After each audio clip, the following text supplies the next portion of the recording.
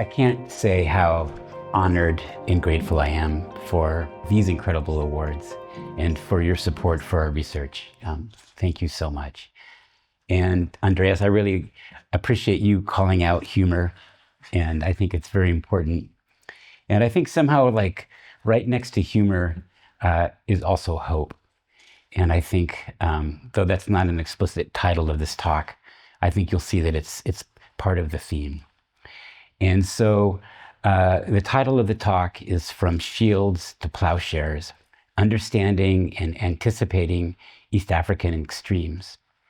And the shield in this talk is the shield that we've managed to erect to keep more than 100 million people from starvation every year.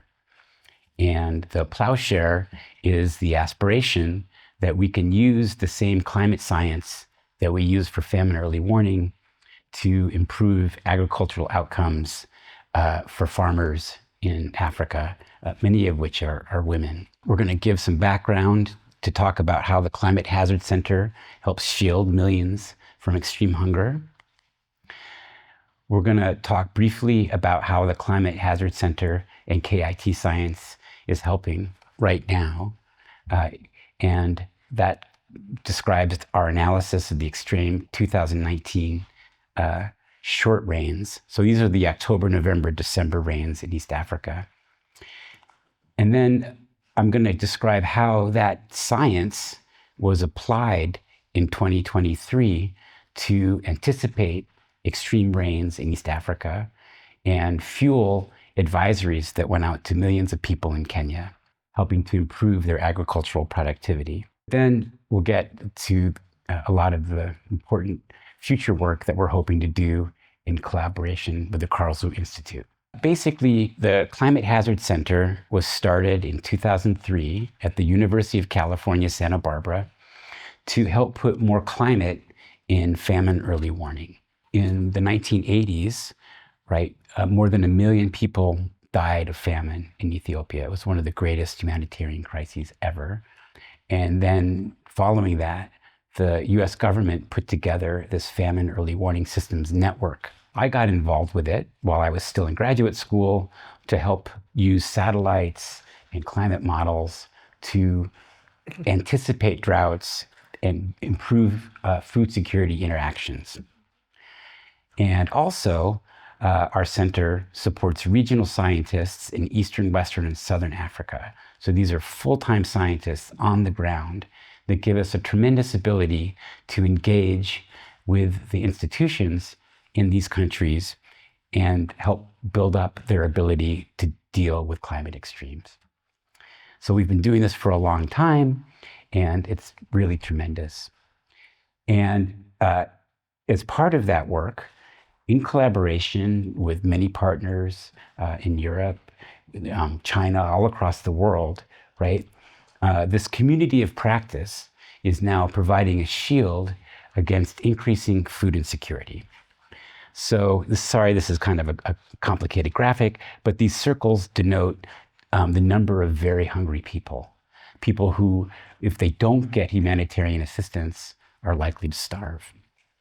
And this number of people requiring this assistance has increased from about 70 million in 2017 to about 129 million in 2023. This is a huge crisis, and it is very troubling. However, this is the hope. We are, to a large extent, keeping a lot of people from dying of starvation, and that's a really great thing. But one of the things that we're trying to do, and that we'll talk about today, is how we can use climate resources developed to combat famine and try to use them to help farmers become more successful and battle climate extremes for themselves. This is a snapshot of the members of the Climate Hazard Center.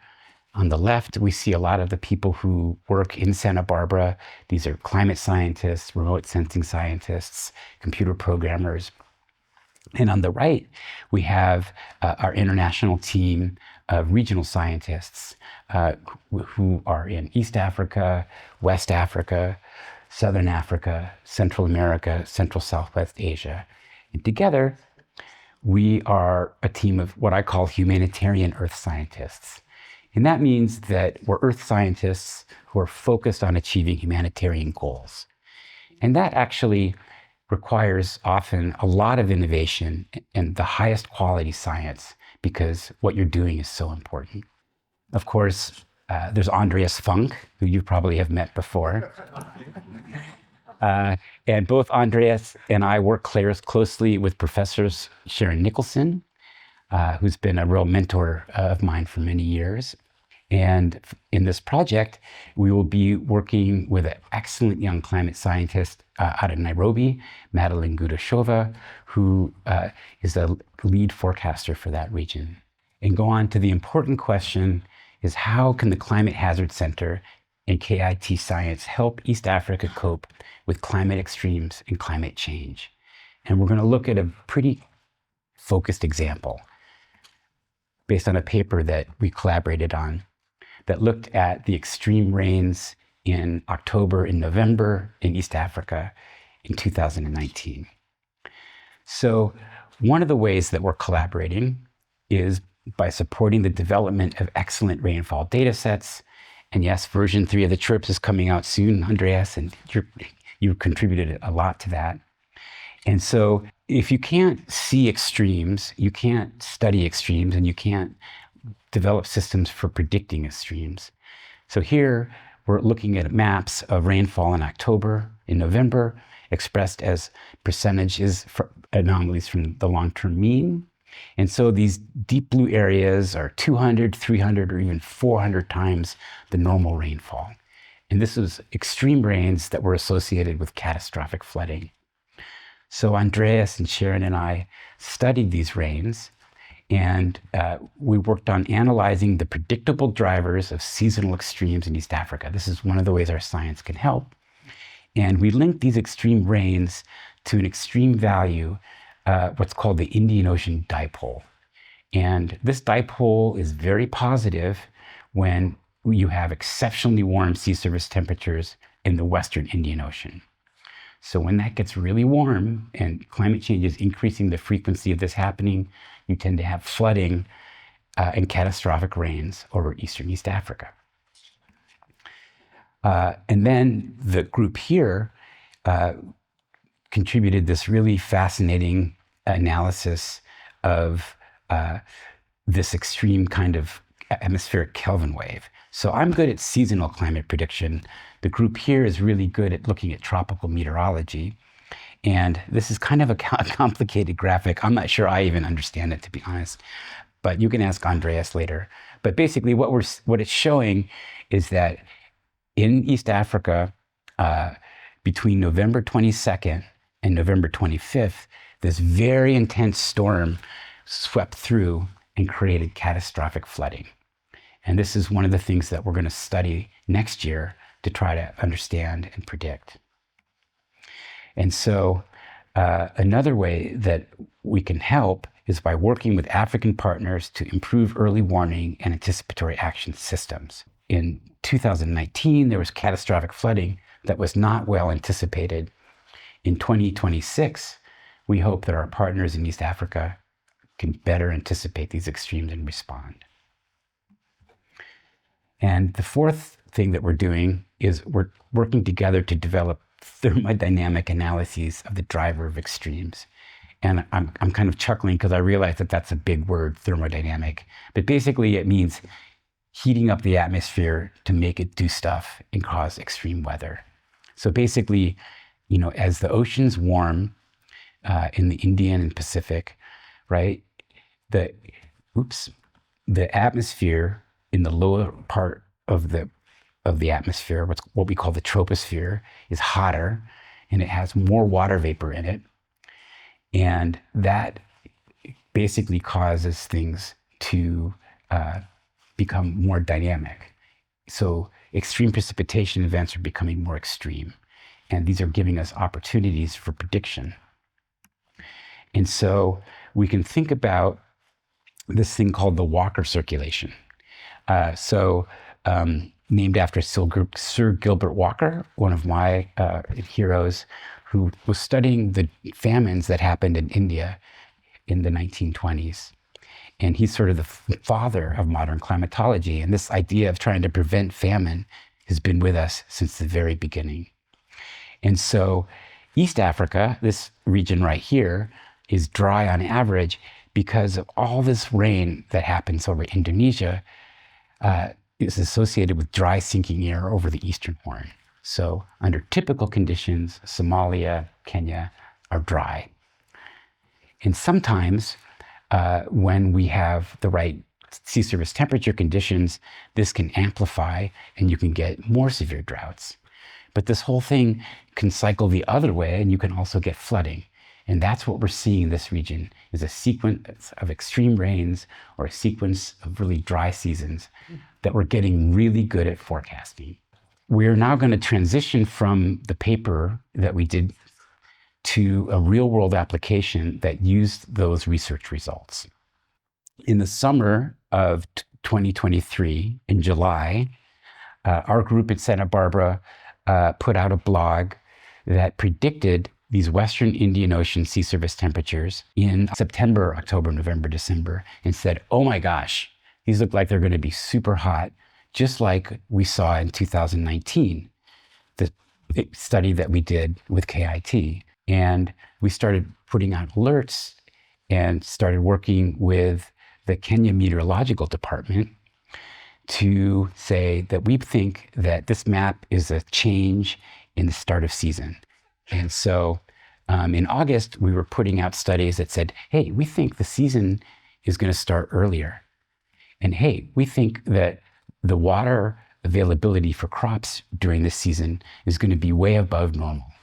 So if you're a poor farmer in Kenya that's going to plant this season, this might be a good time to double down.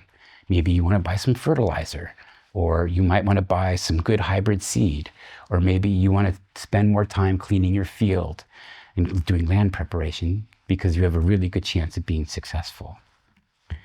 And we also worked with this really neat group called Shamba Shepa, which is a company in Kenya that puts out videos and SMS messages and television shows that tell farmers how they can increase their crop production. And so this video basically said, hey, we think that there's going to be a ton of rain this October, November, December, so you might want to build a water retention pit and store that water. And so these are this is a direct connection between research that we did with KIT and real world applications that we did with the Kenya Meteorological Department that increased resilience. 1 year later, so basically from July of this year, essentially the situation flipped. And I won't go into the details, but instead of looking like it was going to be above normal, the sea surface temperature forecasts looked like there was a really good chance of below normal rains. So I got on a plane, I flew to Nairobi, I met with our partners at the EGAD Climate Prediction and Application Center, and we agreed that we wanted to work together with partners to put out a multi-agency alert. If you take dry seasons in the Horn of Africa and look at this atmospheric heating, what this plot on the top shows is that when you get more rainfall and associated atmospheric heating in this area around Indonesia and less heating in this area over the Western Indian Ocean, you tend to get really predictable dry rainy seasons. And by our assessment, we thought that October, November, December of this year was going to be down here, where you had a really big frequency of below normal rains that are shown with those red dots. So we felt like we had a lot of confidence to put out an alert. So we worked with our East African partners. We worked with the World Meteorological Organization. We worked with a ton of different people to put out an alert that had about 14 different logos on it. And it just said that preparedness planning is needed for potential drought in the Eastern Horn of Africa during the October, November, December rainy season. For me, this was a huge achievement. So Andreas talked about the famine that happened in 2011 in Somalia. And then he talked about the drought that happened again in 2022. And between those 2 years, our science had advanced a lot, but we had never done this. We had never, in the summer, 5 years before the rainy season ended, put out a joint alert that is led by the Africans warning of potential drought. This is our current assessment of the drought based on our satellite observations and some weather forecasts showing the percent of average precipitation. And so basically, in all of these red areas in Somalia, there's basically got no rain in their rainy season. And so they're now looking like they're in really bad shape. But the good news is that there was advance warning and people were expecting this. So humanitarian responses are being made available. We can then look further out to March, April, May of next year. And this is, again, some more work that we've done together with KIT. And if we look at the sea surface temperature forecasts for March, April, May of next year, so we have this amazing ability to look out into the future many months and to get a good sense of what the sea surface temperatures look like. So these are standardized anomalies, and basically these dark red places are probably warmer than they've ever been in the past. Climate change interacting with natural variability is just making this insane, or in the forecast is expected to be insanely hot, while we have below normal sea surface temperatures in the Eastern Pacific. And this is a pattern associated with drought. And so there's a good chance of 2 droughts in a row in Somalia, which sets the stage for potential famine. And if we plot those, we get this scatter plot where basically we can look at these, what I call Western V sea surface temperatures in this yellow box, and these East Pacific Nino 3-4 sea surface temperatures shown here on the y-axis. And I realize this is kind of a technical figure, but I decided to show it because this is a world with climate change that we're living in. Basically, what this is suggesting is that these Western V sea surface temperatures, right, this area here, is expected to be far warmer than it's ever been in the past. And our science has suggested that when that's the case, that you're likely to get below normal rains in Eastern East Africa. So the food security community is already assuming that the rains are going to be below normal in March, April, May, and developing responses under that assumption. Will it happen or not? I don't know. It's a little hard. We've never been in this world before with climate change, but we are developing the tools to expect these extremes. So I think I'm just going to skip forward because I want to have plenty of time to talk about our description of our CHC KIT science plan. So we've seen, I think, a lot of successful advances on seasonal climate prediction. What we don't have is similar advances at subseasonal timescales. And that's what we're going to try to work on. So one of the things that's missing is an adequate understanding of the drivers of extreme East Africa rainfall events at subseasonal timescales. So I think one of the great success stories that I described just a few minutes ago was how our collaboration with KIT helped us know that the 2023 October, November, December rainy season was going to be extremely wet. But still, widespread flooding was poorly dealt with. Every climate scientist thought that the rains were going to be heavy in 2023, but societal preparedness for flooding was minimal. And so we need to address that. Another thing that's missing is ways to incorporate the influence of warming air temperatures into subseasonal precipitation forecasts. So this middle panel shows standardized anomalies of maximum temperatures from November 6th to the 10th. And it's just basically all those areas that are orange and red are exceptionally warm. But what we need to try to work through, and this is one of the things we're going to do in this project, is the potential contribution that warming may have to driving more extreme precipitation events. So we have a hypothesis. In a warming world in which warming air contains more heat, energy, and moisture, atmospheric wave disturbances are becoming more intense. And you could just replace atmospheric wave disturbances with storms, and then other regular people might understand you. So if we think about a line that goes from left to right with time increasing, right? We know that there are these atmospheric waves that bring rain, right? And our hypothesis is that with climate change, warming the atmosphere, increasing the amount of water in the atmosphere, those are more intense. And those more intense fluctuations cause floods, but there are also opportunities for forecasts.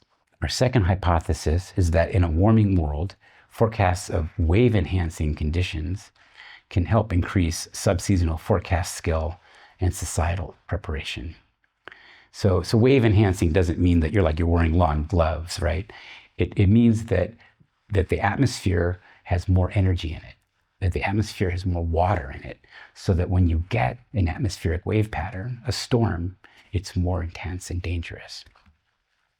So we can look at things like long forecasts of the amount of water vapor in the atmosphere, or the instability of the atmosphere, or maybe the vertical motion in the atmosphere, and try to use those to produce improved forecasts. We can look for improved extreme weather predictors, atmospheric heating, the total precipitable water in a column of air, the instability of the air, perhaps wind shear, and integrate those into better forecasts.